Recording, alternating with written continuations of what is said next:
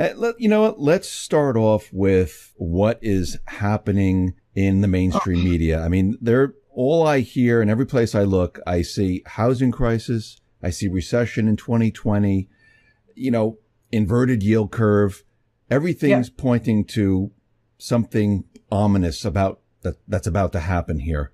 Yep. With all your research and everything that you've been looking at, I mean, are we headed into a recession?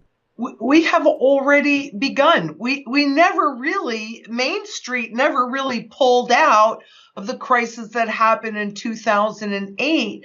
But, when you talk about mainstream media and you talk about the inverted yield curve, these guys talk out of both sides of their mouth because they keep saying, and if the yield curve inverts, and then the next sentence they show you how indeed the yield curve has inverted. And in fact, it inverted in China. Their yield curve inverted in May of 2017. And in the EU, they are very near, if they haven't already gone into an inverted yield curve. So this is happening on a global basis, not just in one country or another. And we're all together in this mess. I'm very nervous, to be perfectly honest with you. I'm very nervous about what I'm seeing. You mentioned the yield curve. And the Fed, a little while ago, came out and said, the yield curve is really not that important. When it inverts, it doesn't really mean that we're going to be heading into a recession. So, I mean, are they right? Or are they trying to, direct everyone to look over here instead of over here? You got it. Because other reports that they have conducted and studies that they have conducted show that every time a yield curve inverts, you end up with a recession. Because what that is, just for people that aren't familiar and they're kind of hearing about the yield curve inversion, the short-term rates are higher than the longer-term rates on debt. And when you stop and think about it, interest rates are supposed to be an indication of the value of money. So if you have money right now, those rates should be the shortest. If you loan it out, you get it back quickly. The longer that you're willing to hold that debt or fund that debt, the more you're supposed to get paid for it. So when you have short-term rates higher than your intermediate and long-term rates, what does that tell you about the value of the money that you get back down the road? It's not worth even marginally as much. So it's a very big deal. And according to their own research, it always foretells a recession, but they don't want you to get prepared for that. Now, what's very confusing to many people, Trump is out there saying, oh, look at GDP, look at the unemployment rate, very low. He's saying that the economy is doing very well. And then you have, on the other hand, the mainstream media saying that we're heading into a housing crisis, we're heading into a recession. So we have both sides here on opposite ends telling us two different things about the economy. Well, that's why I like data.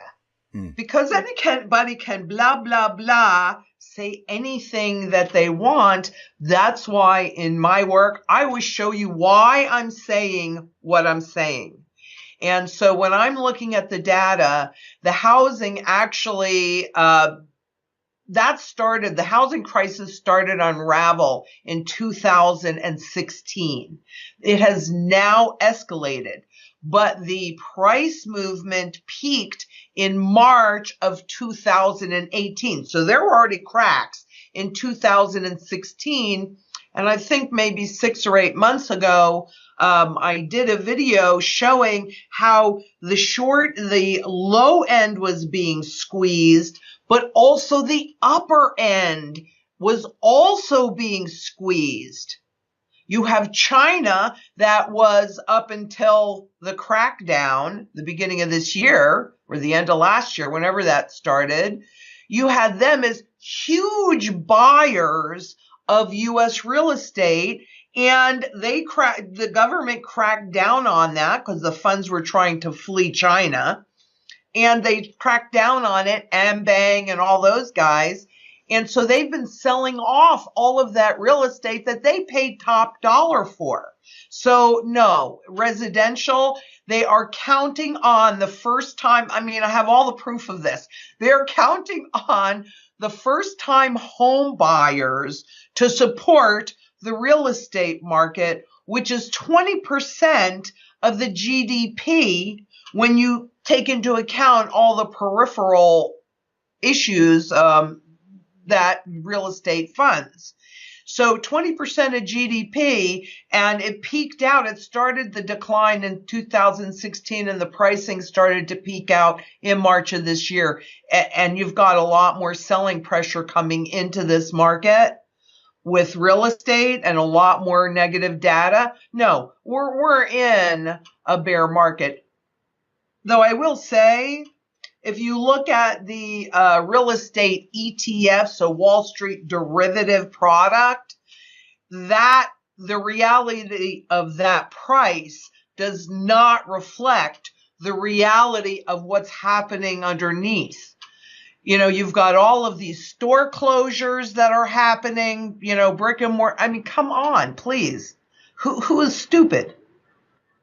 You can look in your neighborhood, you can see. So is this, I mean, when we talk about this recession, is this just a correction, a small recession, or is this the transition? Is this the big one?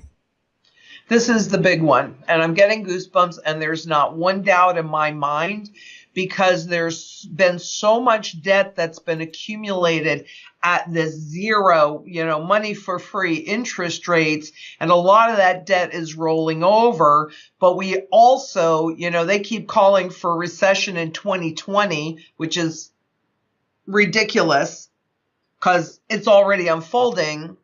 But the reason why it's 2020 is because you've got trillions of dollars in derivative contracts that have to reset from being attached to LIBOR to being attached to whatever they come up with. And they're all working on coming up with stuff, but it doesn't have a fixed market that it can go into. And even if it did, even if everything moves absolutely perfectly, it's the value of those contracts that will change no matter what, which changes the value, or the valuation rather, I should say, of all of the holders of those contracts. So all the financial institutions, the shadow banks, which are banks that do a lot of functions of banking, but they don't have deposits to bail in.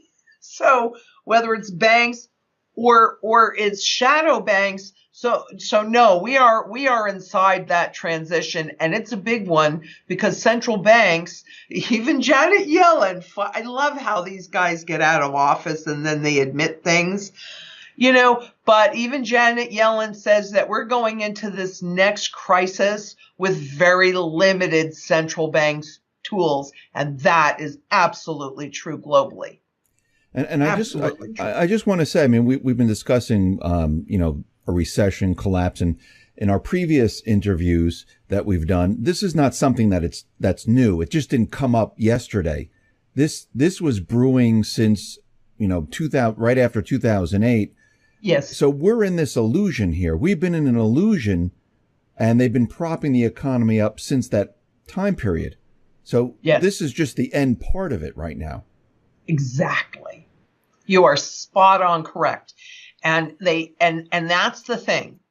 They kept it propped up to transfer the risk from the corporations, the few, to the public, the many. And they have a lot of tools, or they've had a lot of tools to do that with. In fact, interestingly enough, you know, I just told you how if you look at the real estate ETF, that's going up as the real estate market is declining. Right. But Toll Brothers in there is not behaving. Their stock is not behaving well at all. And I just did this little digging, and what I discovered, very interesting. And it really is the way that they transfer risk. And that is that the insiders, Robert Toll, who is the executive the overall executive of Toll Brothers, has been selling his shares of stock like crazy. And so who's been buying it? Yeah, the stock keeps going down, but who's been buying it? Oh, guess what? It's institutional investors, which are Wall Street that invests your money. And so here you know that it's in a negative market. These guys aren't stupid. They know this. And yet they're going in the institutions. So your 401k, your 403b, your IRA, any mutual funds, ETFs, variable annuities, all of these different plans, pension plans, are turning it around and buying this garbage, just like they're doing with the off the road, the secondary market treasuries. Nobody will buy there. There are no buyers there. So they put them in pension plans and IRAs and 401ks, and they transfer the risk. I mean, there's lots of ways to do it. That's one way. If you haven't seen that one yet, I'm actually doing it like shortly after we finish filming this, but you want to take a look at how they can invisibly transfer that risk. And see, the thing is, I've been saying this right along because it's just a fact. When enough risk has been transferred to the public, bailing out the system will become too expensive. And when you look at all of these bombs that are being lobbed at the global system right now, I'm really thinking that enough risk has been transferred and they are ready for the next crisis. I don't know if they're fully ready, but I think they're ushering it in. I don't think they're ready for it, but they're ushering it in. We talk about the central bank and how, they know what's going on. They've been planning this. Now, what's funny about this is that we haven't had many presidents contradicting the Fed, but Trump contradicted the Fed, talked about the interest rates, also blamed them. If the economy comes down, it's your fault. We've never, I don't remember, maybe Kennedy or Reagan was the last two presidents that actually went out and contradicted the Fed. And he's purposely pointing the finger. I think he knows that the Fed is responsible for all of this. Do you think he's going to be going after the Fed, after the central bank? I think what is most likely to happen, which is pretty typical during these periods of time, is that the government ends up taking over the central bank. And there have been slight repositionings in that regard since, I believe, 2009. So the Fed is not, in my opinion, is not as independent, but even if they were, they are a flippin' private bank. And how do banks generate money? And what is really their job? Their job is to protect the banking system. But the problem is yes, I'm fairly certain at some point during this crisis, he can't do it now, but during this next crisis, that the Fed it'll be obvious that the Fed is supporting government policy, just like it is in many of the other hyperinflationary countries that we're looking at. Venezuela, India is battling right now, but, probably it'll succumb as well. But there are a lot of countries that are dealing with that, and it really won't be a good thing. It's not a good thing whether they're part of it or not part of it, but it won't be a good thing when that happens. It's just an indication we've ratcheted up to the next level. It's very interesting. You mentioned independence, and there was an article about the central banks where they're very worried about governments and the people questioning their independence. And at this point right now, they're really looking out and seeing, we're seeing what's happening in France and everywhere else. So I'm sure they're very worried because all eyes, I think right now, are on the central banks. If the entire global system comes down, they don't have an event to cover it up at this point. So what do? Well, hyperinflate because, let's see, when these markets all implode, that's deflationary, right? That pushes prices down. That's Right. deflationary. There's only one way. One, not two, not 15, one, and that's with inflation. But their balance sheets are so bloated. What are you going to do? More QE? Yeah. But is it going to be effective? No, because they have no place to go with interest rates, but more negative. I mean, this is endgame. I'm sorry, but it is. You mentioned inflation, and back when we came off the gold standard back in 1971 officially, we saw inflation then. I mean, they were printing a lot of currency. People's wages went up. I remember my father back in the 70s, all of a sudden he was making $5,000 and he was making then $10,000. Housing prices went up. Everything went up. But that was during a period of when we had very little debt. Interest rates were very high. Now we're on the complete opposite side. Interest rates are very, very, very low. Wages not that high. And we have a huge amount of debt. If we get hit with inflation this time, how different is that going to look? Well, that's the whole point. It'll look like, that was close to hyperinflation during that period. That was a transition off the gold standard. Now we're in another transitionary period. So that inflation will be the hyperinflation that will burn out whatever little bit of confidence people still, because it's the public that has the confidence in the currencies. It's not the banks or the central banks. They know the truth. It is still the public. And when you're talking about the central bank money, it is all about confidence in that entity as to whether or not they can remain in power. And this whole rise of populism, which President Trump is part of that populist movement, that is what threatens their power. It's not just their autonomy, it's their power, because whoever creates the money creates the rules. Absolutely. Let me ask you this. People have been talking about the transition. Yeah. We talked about this before. Yeah. Is this going to be like a Mad Max type of scenario, or do you think there's safeguards in place for when the system come down? We saw it back in 2008 when it came down. People were shocked. People didn't know what was happening. Everyone was like, wow, the economy was doing great. And all of a sudden it came down. This time around, how is it going to look for people? Are people going to be shocked? Is it going to be that shocking? Of course, it's always shocking to the public that is not paying attention, because this is not something that lies ahead of us. It is something we are already walking through, but we have blinders on. It's that normalcy bias. This can't possibly happen in the face of it happening.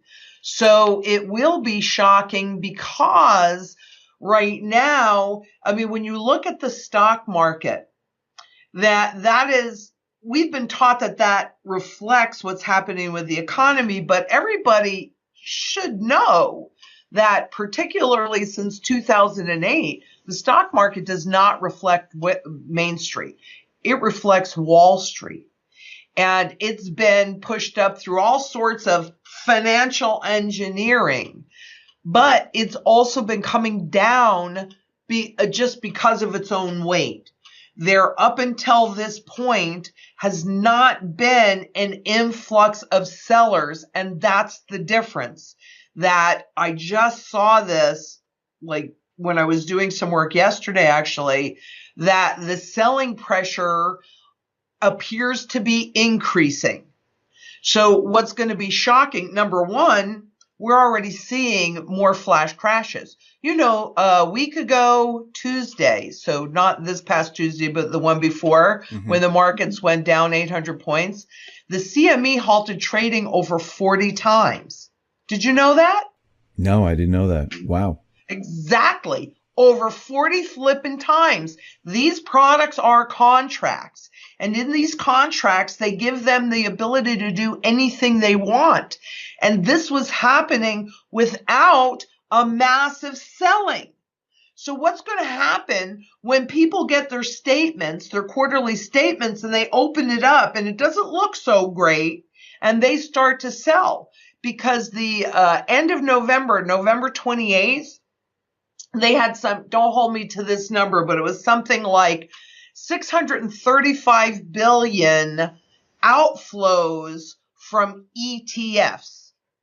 Now, keep in mind that ETFs are exchange traded funds. They are a derivative product, and the rise of the ETF was concurrent with the demise of the CDO derivatives.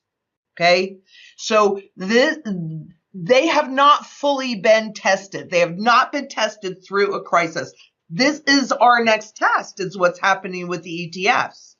But because they do not have to pay out in cash, they have been granted a waiver. That's why most ETFs hold virtually no cash for redemptions, because they redeem in kind. In other words, they can create new shares, new ETFs, and think about how ETFs are created. They're created via demand. So people want to buy this special ETF. Okay, they make as many of those ETF shares as they want to. And then when people start to sell, that's how those shares are destroyed. Now, only authorized participants can redeem the shares. So you and I would not be an authorized participant. If you bought a share of any ETF, you are not an authorized participant. That's guys like JP Morgan and Wells Fargo and Merrill Lynch. Those guys, that's who the authorized participants are. So with all of those outflows, with all of those ETFs having been sold, then JP Morgan or whoever the particular authorized participant is on that ETF, they either got shares of a new ETF or they got shares in the underlying index, or however they're being paid out. Chances are pretty good at the moment they're sitting on those excess shares. But what happens when they're forced to sell, when there's enough liquidations? So what's going to shock people, going back to your original question, is their inability to liquidate when that knife, the stock market knife, is falling. Trading will be halted. It's going to impact the banks, so all of the bail-ins will take place. Yeah, it's going to shock everybody because they don't see the underlying mechanisms. But we're all globally interconnected, so it doesn't really matter where the weak link is in that system. And Deutsche Bank and Commerzbank may be merging. Thank you.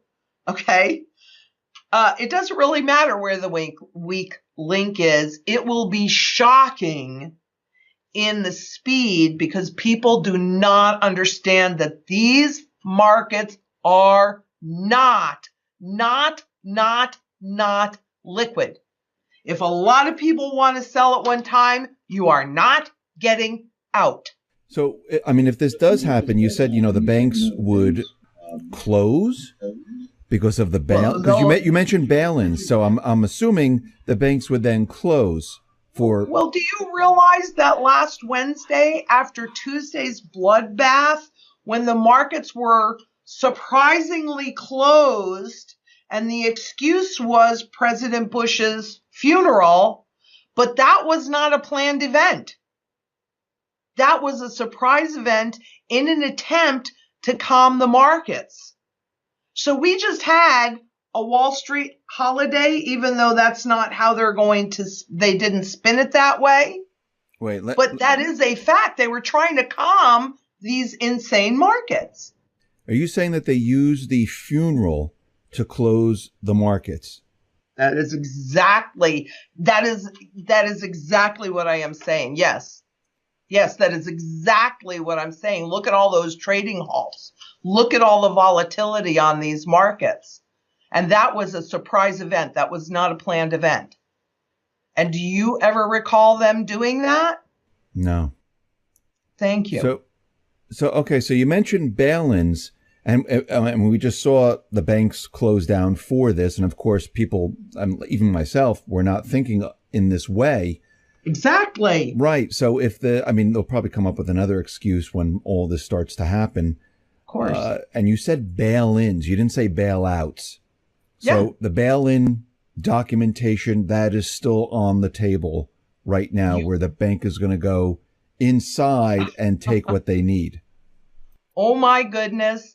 Yes, indeed. In fact, you even get, if you're a bank, having bail-inable, oh my gosh, yes. Actually, since 2008, bank deposits funded about, don't hold me to this, but I'll be pretty close, about 25% of the bank's trading activities.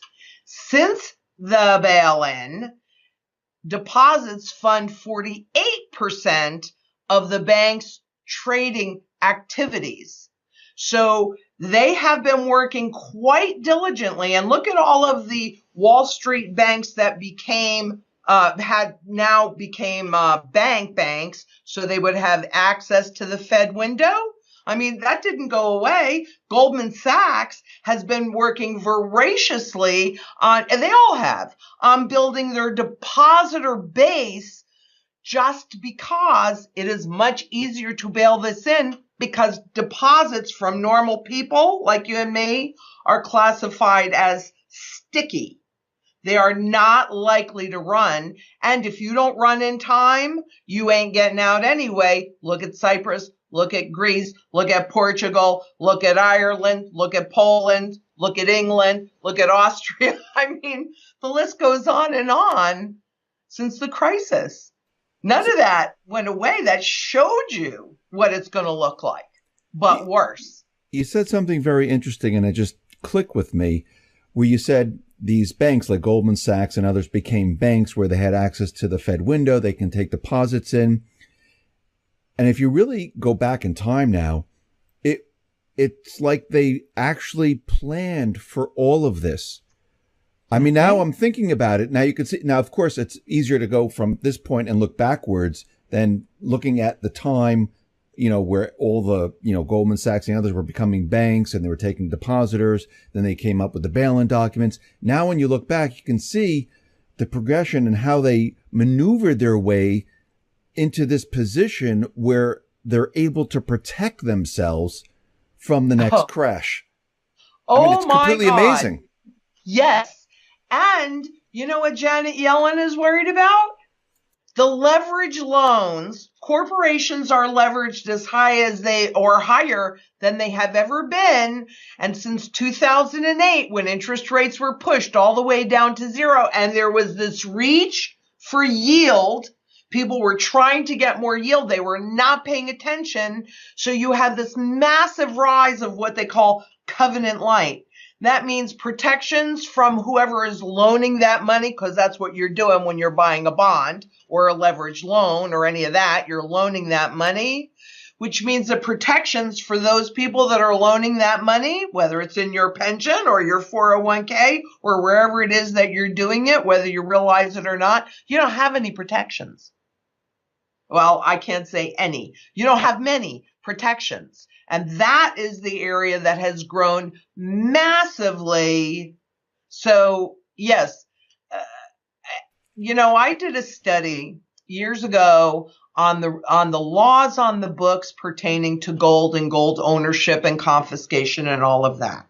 And I started from today, whenever I did that day, and I moved backwards. And you made such an interesting comment, Dave, because it's absolutely true, is with some hindsight, you can see, that a lot of these crises were planned to move an agenda forward. Absolutely, 100%. And I'm not really that much of a skeptical person by nature. I'm definitely an optimist, and I generally think that most people really want to do the best job that they can. They want to be a good person. But boy, when you look at this just like you did, and you see that pattern of lies and deceits and risk transfer, right? I mean, there are so many different ways. It's all of the legacy garbage derivatives that cannot settle, that were moved onto the balance sheets of the central banks, on which you and I as taxpayers are responsible. Yes. It's all of the wave of insiders selling out, while those pension plans and, all those money managers, I mean, I hate to even call them that, because I'm too much of a lady to tell you what I really think of them on air. Okay. Okay. You mentioned gold, and we're talking about all of this happening, recession, China, Russia, as we've said many, many times before, they've been accumulating a lot of gold. Many other countries are repatriating their gold. With the U.S. right now, many people think the U.S. has no gold. Other people saying the U.S. does have gold. Is gold going to be something that is used in the next system? Well, look, there are things that are way beyond my control. But what I can tell you is this. Historically, yes, because there is 100% of the time demand across the entire economy for gold, whether it's in manufacturing, it's in the financial system, it's in art, it's in food, it's everywhere. So there is always demand, and silver as well. For physical metals, there are traits that they possess that they have never been able to duplicate. So, and plus with gold, it's indestructible. So the answer is yes.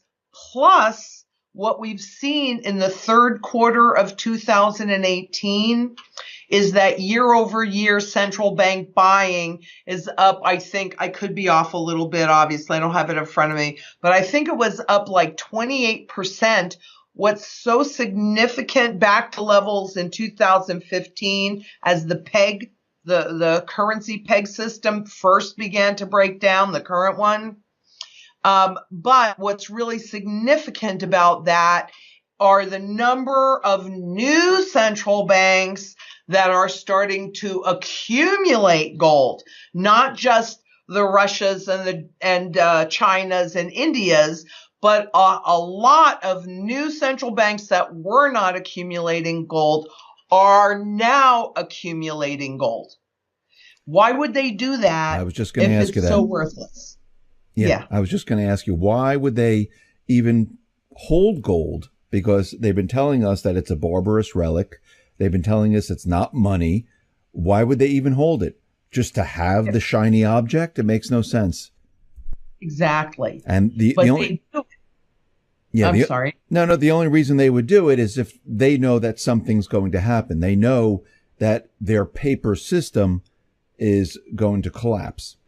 Exactly. And what they also know is that is how, again, when you have one choice, it's kind of easy to anticipate what that outcome is. And that is how a financial system, a currency system is reset. It's against gold.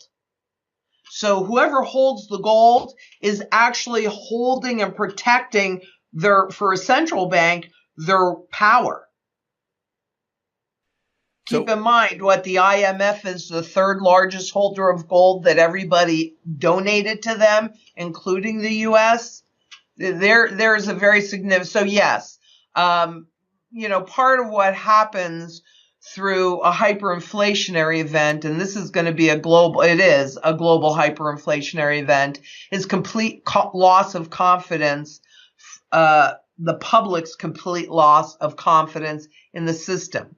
So that means that they're going to have to do something to regain that confidence. And the something that they always do, including in this country, I have the link to the fireside chat by Roosevelt, is they back the currency, at least partially, with gold to create that stabilization.